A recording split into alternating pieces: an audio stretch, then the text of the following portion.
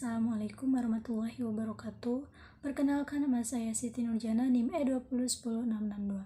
Kali ini saya akan mereview materi pertemuan 10 mata kuliah hukum pidana.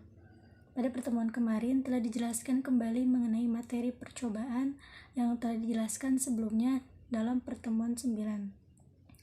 Pada pertemuan kemarin kami juga diberikan tugas untuk mencari contoh kasus mengenai niat dan kesengajaan dalam percobaan, dan juga kami diminta untuk mereview salah satu jurnal yang berkaitan dengan percobaan. Pertama, saya akan memberikan contoh kasus mengenai niat dan kesengajaan dalam percobaan. Niat tidaklah sama dengan kesengajaan. Niat masih berada dalam sikap batin, sedangkan kesengajaan sudah nampak. Tetapi niat secara potensial dapat berubah menjadi kesengajaan apabila sudah ditunaikan menjadi perbuatan yang dituju.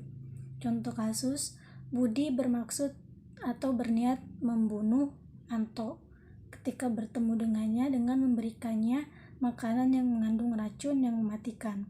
Akan tetapi ketika Anto sudah menerima makanan pemberian Budi, Anto langsung membagikannya kepada teman-temannya yang lain. Dalam hal ini, niat sudah berubah menjadi kesengajaan karena diwujudkan dalam bentuk perbuatan. Yang kedua, saya akan menjelaskan jurnal yang berkaitan dengan percobaan yang saya angkat, yakni yang berjudul Tindak Pidana Percobaan Pembunuhan Berencana karya Muhammad Hanif. Pembunuhan adalah suatu perbuatan keji yang tidak boleh dilakukan oleh siapapun selain hukum yang dilanggar dan tidak sesuai dengan kesusilaan serta menghilangkan nyawa orang lain, namun juga perbuatan itu sangat dilarang dan dosanya besar. Dalam KUHP mengenai menghilangkan nyawa orang lain itu sudah diatur secara jelas dalam KUHP buku kedua pasal 338 sampai 350 KUHP.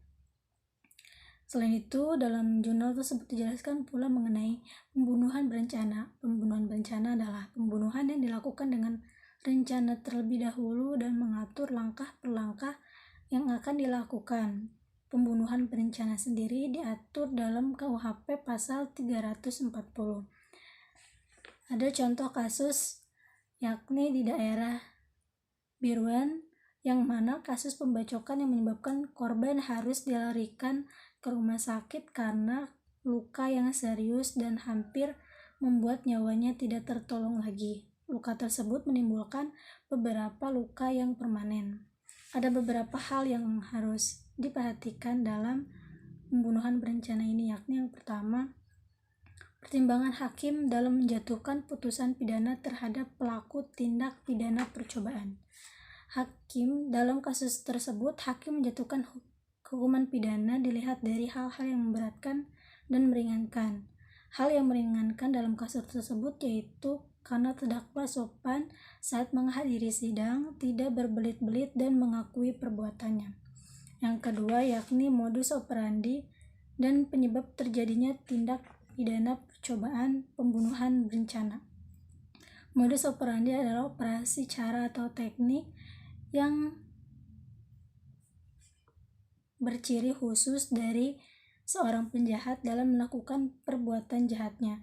Modusnya dalam kasus tersebut adalah dengan cara membacok korban, di mana korban sudah berbadan dua akibat sering melakukan hubungan badan di rumah tersangka apabila rumah tersebut sedang kosong. Yang ketiga yakni hambatan dan dalam penyelesaian tindak pidana percobaan pembunuhan berencana.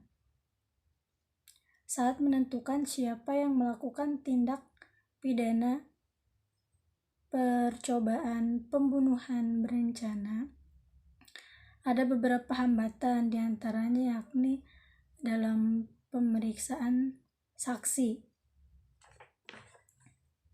Dalam kasus tersebut, hambatan saat pemeriksaan saksi terjadi karena saksi malas untuk memberikan keterangan karena mereka takut hukum, dan juga mereka sulit hadir di persidangan karena ada pekerjaan yang tidak bisa mereka tinggalkan. Sekian review jurnal dari saya, kurang lebihnya mohon maaf. Wassalamualaikum warahmatullahi wabarakatuh.